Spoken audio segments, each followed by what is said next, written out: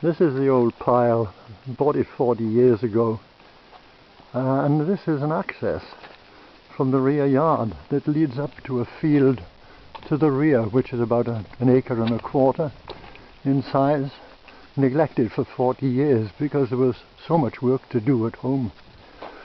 Anyway, it has massive mature trees, great big horse chestnuts. There's a stand of 5 of them, and many other matured trees. It's been left, as I say, as a wilderness, simply because there was so much work to do at the house. And when we got here 40 years ago, I was a fire officer working every hour that God made, and the house needed so much work it was unbelievable. Anyway, we'll take a little stroll up here and see. It's still to a large extent left to wilderness, but here we are now entering a walkway. On the right you'll see there's a huge pile of called scalpings, which are rock dust from a granite quarry up the road. That's the 8 7-ton load that I've been playing with. So we have this walkway, and along we go, uphill all the way, and that's been about, I don't know, 1,000 barrows of this scalping stuff which I've humped and lumped up here. Eventually the sides of the walkway will be landscaped with wildflowers and what have you. We come to somewhere where work has started. To the right there's a little pool. It is in fact an overflow pool. And here's the walkway. Up we jolly well go. Whoop, and down the other side.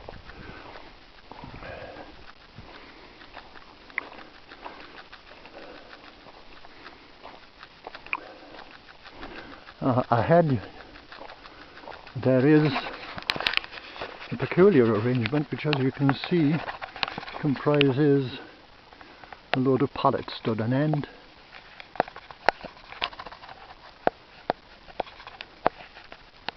Can I bring it into sharp focus? No, I can't. You'll have to excuse my cinematography waste of time. And a pool. Oh look, a pool.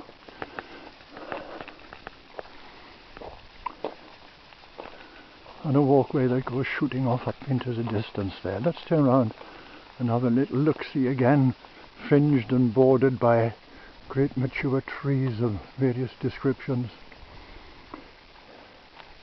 And my little Y-shaped junction. Let's take a stroll in this direction. I'd forgotten about this pool. It had been excavated by a previous owner of the house as a fishing pond. I'm not into fishing. Here we have this is a bounce out zone. Odd. Fringed by paving stones, concreted in to give an angled bounce out to a wire meshed backstop. Here's the lake in all of its glory. Oh, what's that? I don't know if it's showing well enough. Come back. Let's take a walk on round then. The gravel path extends.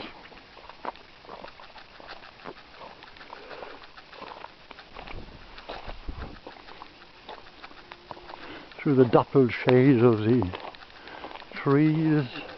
Sometimes I have to change levels with this path because of great big roots into the lake. Look at all this green, shitty, weedy stuff. That's going to be a problem. It'll need scooping out. Anyway, along we go. One step down. Continuing.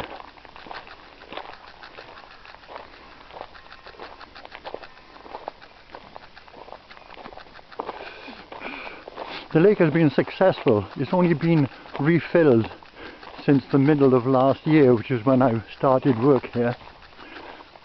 First of all, in the distance you might hear willow warblers crows and the plaintive call of young buzzards that have bred just the edge of the property. The lake itself produced a moorhen's clutch of 5 chicks. They're lurking about in the bushes somewhere.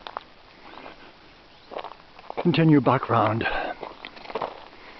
to my fabulous leaning shed. Makes the Tower of Pisa look vertical.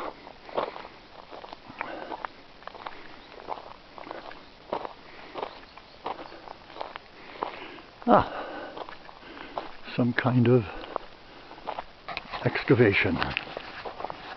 That's what it is.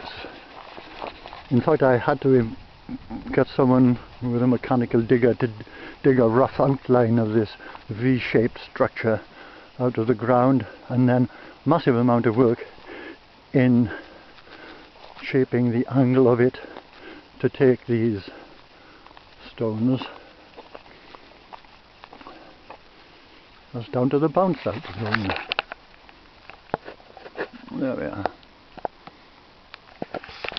Back around so we can see what we've got here.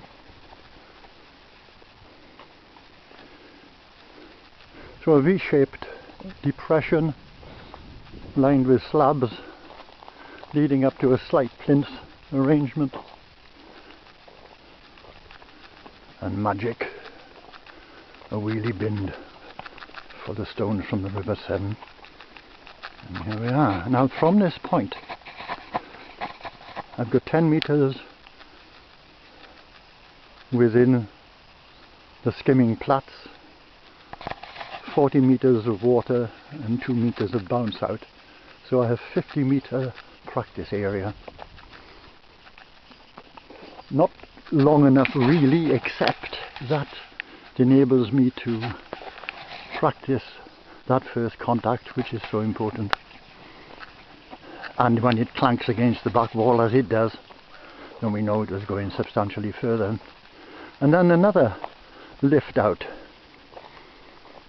And the beauty of these textured slabs is that they provide great stepping without need for steps of any other kind.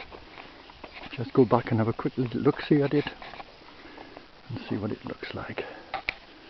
So from there through to there, down the lake to the bounce out at the end. Back on course. We'll take our walk back down through this leg. This is the southern pathway.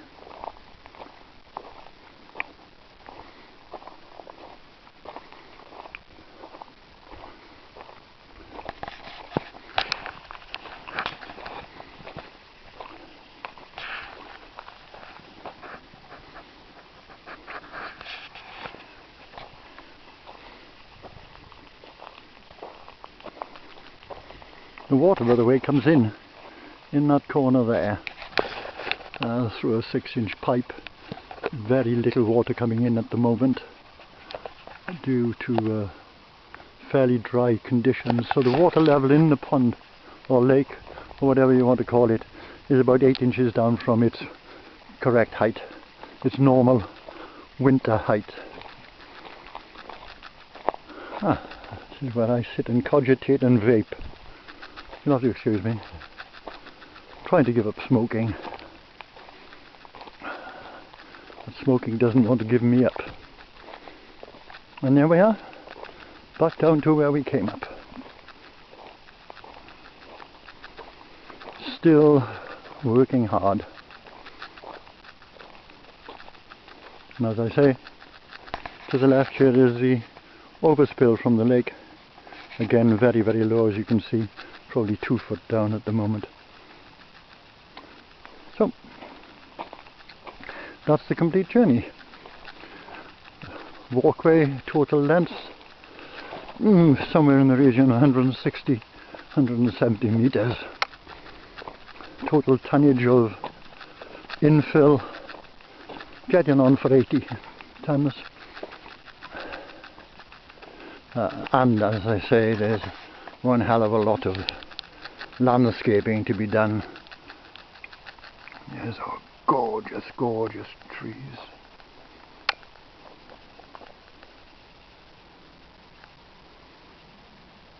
So it's going to turn out to be a wildlife haven in due course. Even if the only wildlife here is me. There endeth the tour.